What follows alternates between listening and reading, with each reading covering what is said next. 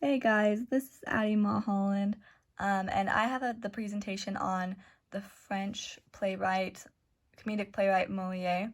Um, yes, this video is very bad. I do not know how to do all that fancy crap on my computer. Neither do I want to learn how. So, yes, I'm recording this from my phone and I'm just talking as I'm gonna go through my presentation on my computer with an iPad on my lap with my notes. It's going great. Quarantine is great, guys. On a side note, I have a new recipe for delicious popcorn. My sister is calling it Corona popcorn. It is melted butter, brown sugar, and marshmallow, and then you put the popcorn in it. It is amazing. I highly recommend you all to make it on this coronacation. Yeah, we're all just trying to survive, and this popcorn, I promise, will help you through it. Anyways, probably should get back to my actual thing. Okay, so again, I have the comedic playwright Moliere. Okay. So, he remains to be one of the most popular dramatists of all time. He is known for his comedic writing. So he tried to write a tragedy. It was not successful. So he stuck to comedies. He wrote plays, pageants, and comic ballets. It is believed that he wrote at least 16 plays, and he represents classical theater to American audiences. So that's cool. A little bit about him. Okay, and so this is about his life, some facts about his life. So he was born in Paris, France on January 15th, 1622.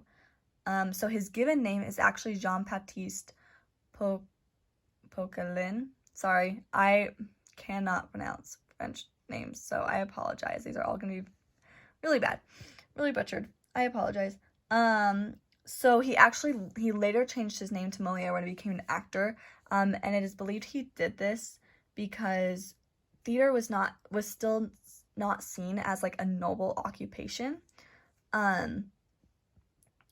So he changed his name so that he wouldn't spread shame and embarrassment to his family by using the family name, which I think is really interesting. And if that is the true reason why he did that, that's kind of cool and really noble. Anyways, so his father was an upholsterer who worked for the king. And then Moliere studied law for a year, but he quit to become an actor. So he actually had two chances. So he could have taken his father's occupation, or he could have been a lawyer, but he decided to be an actor. So he basically had these two chances to have really great jobs that's gonna get you lots and lots of money. And then Stanley was really? You become an actor when you could have this other life. But that's okay. I mean, it worked out really well for him because he's famous now, he's in our history textbooks, and I'm doing a presentation about him right now. So I feel like it worked out. Anyways, so next. So this is kind of a start of how he came to be this famous guy that we know. So after he left school to pursue acting, in 1643, he met an actress by the name of Madeleine Béjart, who was his mistress throughout his life. It is said that they were never married. He then founded the troupe Theatre Illustre. I'm sorry. And it basically just means illustrious theater. So after that all happened, and that was with Madeleine Béjart and her family. It was this troupe. So after that happened, the theater went bankrupt in 1645, and the theater was actually they performed on a tennis court. Sorry, I missed that. So they actually they didn't have money, so they're hey, this tennis court is cool and it's really cheap, and they like put pavement on it and made it into a theater, but that caught on fire. And so the theater went bankrupt in 1645, and he was imprisoned for debt like twice. And then his troupe was kicked out of Paris for poor economic conditions. So that really sucks. Great start to your acting career.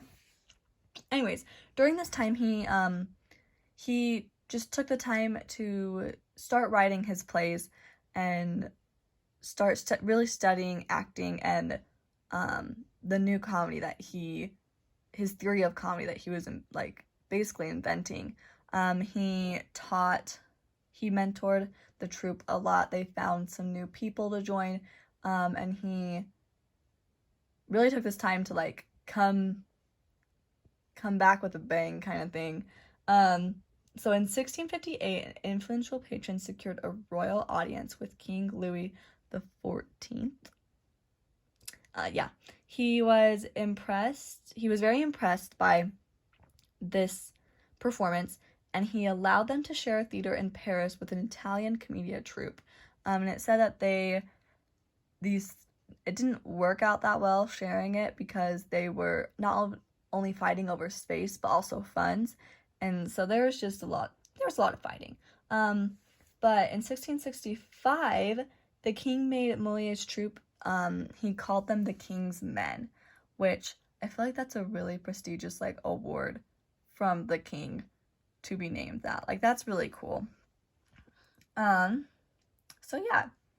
So he just kind of like went really downhill, then he came back, so that's awesome. Okay, so I'm gonna talk about the plots of his plays. His elaborate plots, over-the-top characters, and slapstick elements make his comedies popular with modern audiences. The dialogue in his plays consists of rhyming couplets. Sorry, I don't know. His plots also followed conventions of new comedy. He often portrays young lovers overcoming a series of obstacles and then, with the help of a timely intervention, marrying happily at the end.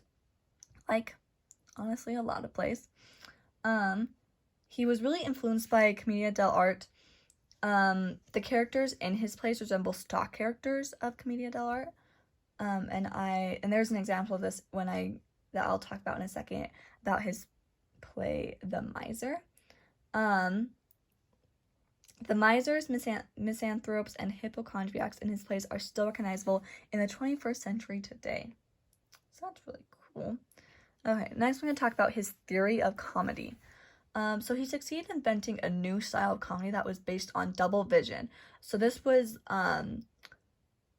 comparing and contrasting normal and normal and abnormal, and then like in relation to each other. So the comedy in it is, say he had someone who knew the truth opposed to someone who thought they knew the truth and like thought they were right, but they weren't. And then also someone who is super intelligent to someone who is more book smart and just like states out facts and acts like they're intelligent when really they know nothing. And that was where he found the comedy. He visualized a situation while animating and dramatizing it, often beyond the limits of probability. So basically, he really liked to be dramatic, which that's what a lot of comedy is. Okay, so next I'm going to go on to his plays. There's two I want to talk about. The first one is The Miser. So it's a little confusing, the plot. I'm going to try to explain it. It was written in 1668, as you can see. So Harpagon is an old man who is reminiscent of Pantalone in Commedia dell'arte. So he courts a young woman who his son, Cleante, loves. And then he betroths his daughter to an old man, even though she loves this guy named Valerie. His exaggerated miserliness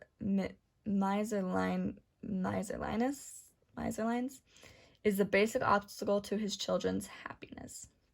It is all resolved when Anselme, the old man that Harpagon's daughter is promised to, he coincidentally turns out to be the lost father of both Valerie, the guy who Harpagon's daughter loves, and Cleante, the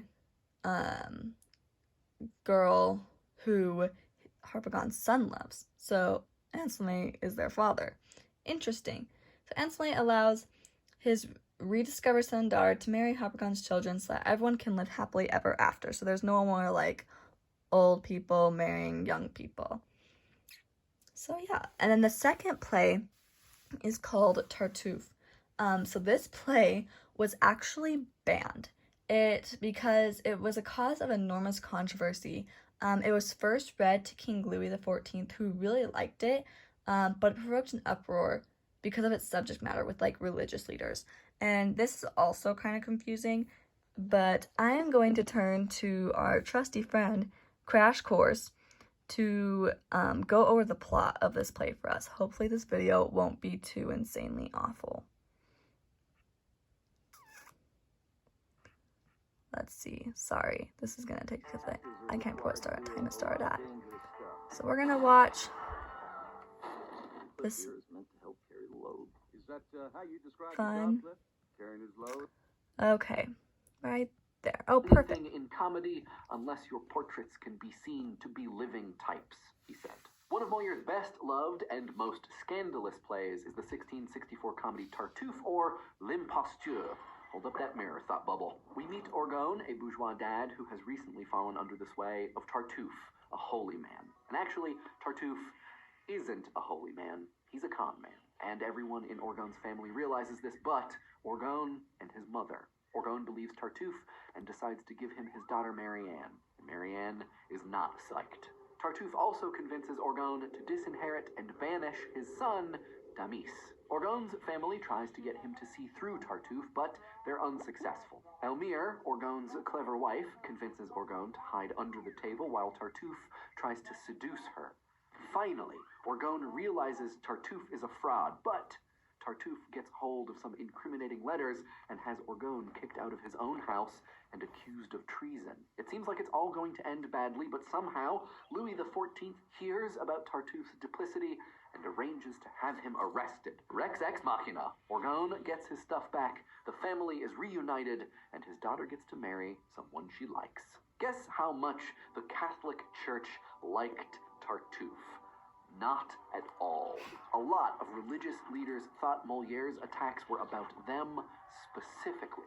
The Archbishop of Paris wrote a letter saying he would excommunicate anyone who saw or even read the play. Pressured by the church and by family, the king supported a ban. Moliere had to revise the play, rewriting it so that it made less fun of the church, and he also changed the main character's name, but that version was banned too.